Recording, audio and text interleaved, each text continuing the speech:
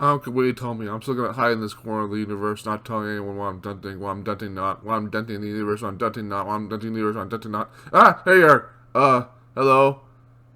Health is well. Exercising the wise salt body. Let's get this, guys. And no, no more hiding.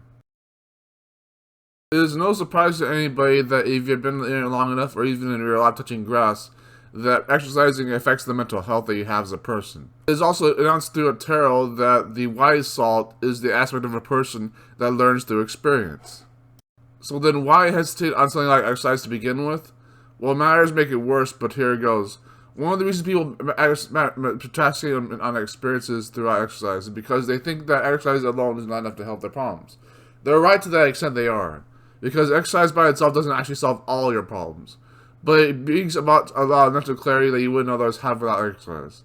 And so holding back that exercise regimen does not make you a better person. Another reason why people might hold back on exercise is because the stigma held that exercise isn't for meatheads and discipline is for sluts. This is one I held on to quite tightly throughout my own life. As a 28-year-old right now, I have definitely held on to the belief that discipline's for sluts and that exercise is for meatheads. It doesn't help to have that belief, though. It just means that you think that exercise is only for people who aren't smart. But people who can think clearly, like I mentioned before, mental clarity, know how to work well with their bodies. And lastly, this is the most unfortunate one, time and annoyance and grievance of the annoyance and the time. A lot of times when I was exercising, I never felt like I actually had enough time to do anything else. But this is much more actual like attitude problem than it would be anything else. Because I am exercising, I am in turn making sure that I have time to have everything else in my life happen. But because of the stigma that I placed on myself to have the mental clarity come from places that wasn't for exercise, I didn't have to reinforce the idea that I would have more time for exercise. And that's an unfortunate way to go about it. You do have a lot of time coming back for exercise. You just have to make sure you don't want to arrange it properly and make sure that you exercise in the ways that you can actually maintain your body health better. So how to maintain good, proper health and do exercise properly?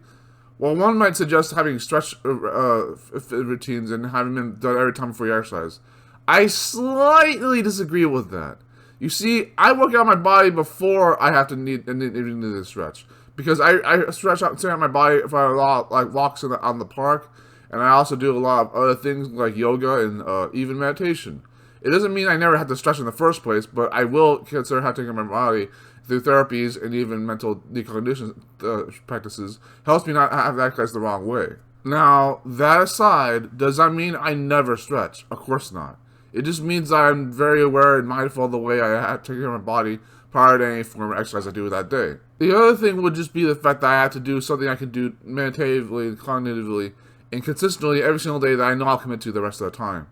Walking and leg days were easy to do because I would walk all the time to begin with. I would pace, I would jog, I would eat a lot of walks in the park, I would walk everywhere else. I would do a little too much, but that's why leg day was not necessary to begin with. I would still do leg day because I had to, but because it was also easier to deal with in the first place. So walking came a joy for me. But then the arms, as part of that, had to be maintained as well. So I didn't lift weights as much as I could have, so I had to learn how to be consistent with that as well. If you maintain even just one part of your body, the rest of your body falls suit pretty well, even if it's only a little bit. You still have to work out parts of your body to begin with to make sure that it actually maintains its health to begin with. But the parts of your body that you do work on affect the rest of your body. It's been proven since I worked on my legs that it would affect the rest of my body by at least 10% or even 15%. That it wouldn't have to be on vain for not having the rest of the body worked out yet.